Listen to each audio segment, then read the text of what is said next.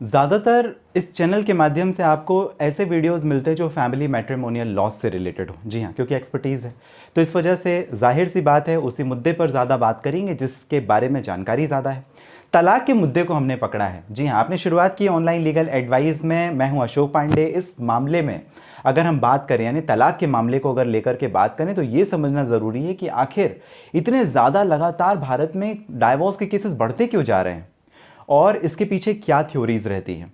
क्या ऐसा है कि अचानक से बढ़ना शुरू हो गए तलाक के मामले, 2020 आ गया इस वजह से, हमारी सदी बदल गई है इस वजह से? ऐसा बिल्कुल भी नहीं है।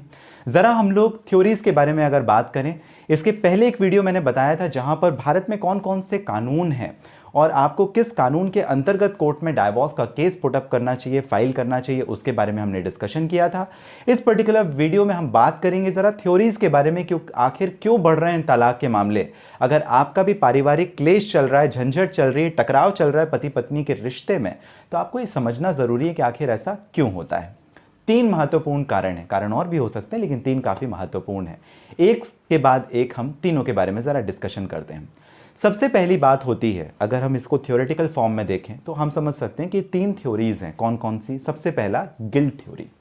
गिल्ट थ्योरी का मतलब यह होता है कि किसी एक पार्टी ने कोई ऐसी गंभीर गलती की है जिसकी वजह से एक अनबियरेबल टॉर्चर है या क्रुएलिटी है दूसरे पार्टी के लिए।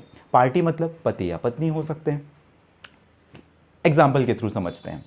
मान लीजिए मैं पति हूं, मेरी शादी हुई, शादी के बाद मेरा किसी और के साथ में एक्स्ट्रा मैरिटल अफेयर है, यानी शादी के बाद भी मेरा कहीं और पर संबंध है। तो इस कंडीशन पर आप समझ सकते हैं कि ये गिल्ट थ्योरी का एक पार्ट है जहां पर कोई एक पर्सन गलती कर रहा है और जिसकी वजह से जो ऑपोजिट पार्टी है, यानी पत्नी, मेरी पत्नी, यहां पर वो अनबियरेबल टॉर्चर में है। अब ये मेरे साथ में रह नहीं सकती। ऐसा ही होता है गिल्ट थ्योरी के अंतर्गत, जहां पर हम देखते हैं कि क्रुएलिटी का ग्राउंड, डिजर्शन का ग्राउंड और अडल्ट्री का ग्राउंड, ये 3 मेजर ऐसे एस्पेक्ट हैं जिसे हम गिल्ट थ्योरी में कंसीडर करते हैं।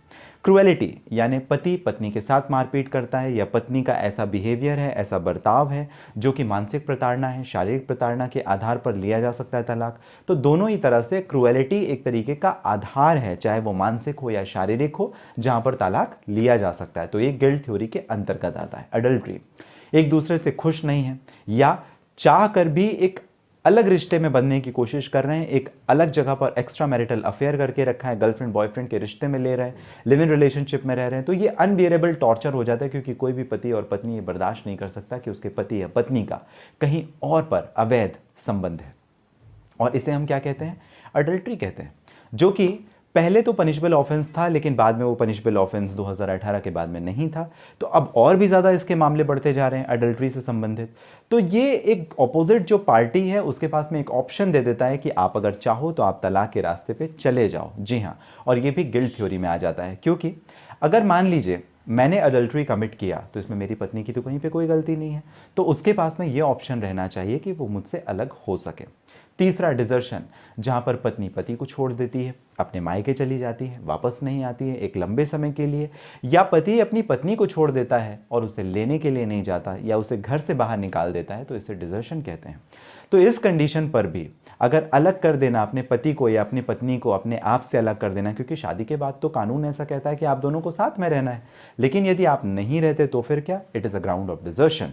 अब ये तीनों ही चीजें, जो एडल्ट्री है, क्रुएलिटी है, डिजर्शन है, इसी थ्योरी के अंतर्गत आती है, यानी गिल्ट थ्योरी के अंतर्गत आती है, जहां पर किसी एक पार्टी ने, किसी एक पर्सन ने गलती की और उसका बेनिफिट जो दूसरा इनोसेंट पर्सन है वो ले सकता है।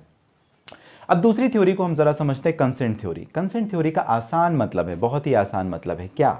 जब आप शादी करते हैं तो आप अपनी मर्जी, अपनी इच्छा से शादी करते हैं, तो आप तलाक भी अपनी मर्जी और अपनी इच्छा से नहीं कर सकते क्या? इसी वजह से चाहे आप मुस्लिम पर्सनल लॉ की बात करें, हिंदू लॉ की बात करें, स्पेशल मैरिज लॉ की बात करें, पारसी लॉ की बात करें, या dissolution of Muslim marriage act 1939 की बात करें, स्पेशल मैरिज एक्ट 1954 के कानून की बात करें, इन सभी कानून में यह प्रावधान किया गया है कि अगर दोनों ही पार्टी, अगर दोनों की फ्री कंसेंट है, इच्छा है, विल है, मंजूरी है, सहमति है, तो उस कंडीशन पर वो तलाक ले सकते हैं। जिस तरीके से उन्होंने अपनी शादी की थी, अपनी मर्जी से, अपनी इच्छा से शादी की थी, उसी इच्छा और सहमति के साथ, फ्री कंसेंट के साथ वो डाइवोर्स भी कर सकें, इस रिश्ते को ख़त्म भी कर सकें। इसे हम क्या कहते हैं? Consent theory. पहला हो गया गिल्ट थ्योरी, दूसरा हो गया कंसेंट थ्योरी, जहाँ पर दोनों की सहमति थी। आसानी से तलाक हो जाता है, जल्दी तलाक हो जाता है, और इसे ही हम नाम देते हैं म्यूचुअल डाइवोर्स का। मुस्लिम लॉ में अगर बात करें तो इसे खुलानामा भी कहते हैं अगर मुस्लिम पर्सनल लॉ की बात यदि हम करते हैं। अब तीसरी एक थ्योरी है जिसे हम कहते हैं इरिट्रेबल ब्रेकडाउन ऑफ मैरिज थ्योरी। इसका क्या मतलब होता है? इसका मतलब ये है, शादी कर ली, उस समय बहुत अच्छा लग रहा था, शादी के जस्ट थोड़े समय के बाद समझ में आया कि भाई कंपैटिबिलिटी डिफरेंसेस हैं, चलेगा नहीं हमारा रिश्ता ज़्यादा, क्योंकि दोनों की इच्छा, दोनों की सहमति, दोनों की जो सोच है वो अलग ही डायरेक्शन में जा रही है, विपरीत दिशा में जा रही है। और जब कोई ईस्ट और दूसरा वेस्ट सोचता है तो उस रिश्ते को कैसे चलाएंगे? शादी का रिश्ता तो पैरेलल चलने वाला है ना, कदम से कदम मिला के एक साथ चलने वाला है। लेकिन जब एक दिशा में जाए और दूसरा दूसरी दिशा में जाए तो रिश्ता कैसे चलेगा? मुश्किल है ना। इसे ही हम कहते हैं इरिट्रेबल ब्रेकडाउन ऑफ मैरिज थ्योरी, जो तीसरी प्रकार की थ्योरी है, जो हमारे समाज में आज के परिवेश में ज़्यादा देखने के लिए मिलती है, जहां पर कंपैटिबिलिटी डिफरेंसेस काफ़ी ज़्यादा आ जाते हैं और इस वजह से जो डाइवोर्स के मामले हैं वो लगातार बढ़ते जा रहे हैं। ये तीनों ही थ्योरीज़ को अगर आप समझेंगे तो आपको समझ में आएगा, किंतु परंतु और बहुत सारी बातें तो ज़रूर आती हैं, लेकिन जो तलाक के महत्वपूर्ण मामले होते हैं उस पर इन्हीं तीन थ्योरी में किसी न किसी एक का हाथ होता है। गिल्ट थ्योरी, जहाँ पर कोई एक गलती करता है, पति या पत्नी, किसी एक की गलती होती, चाहे एडल्ट्री हो, क्रूएलिटी हो, डिजर्शन हो। या कंसेंट थ्योरी, जहाँ पर दोनों ने ही मान लिया कि चलो हमारा रिश्ता नहीं जम रहा है तो हम आपसी सहमति से ही ख़त्म कर देते हैं, यानी कंसेंट थ्योरी। म्यूचुअल डाइवोर्स की बात इसी के अंतर्गत आती है।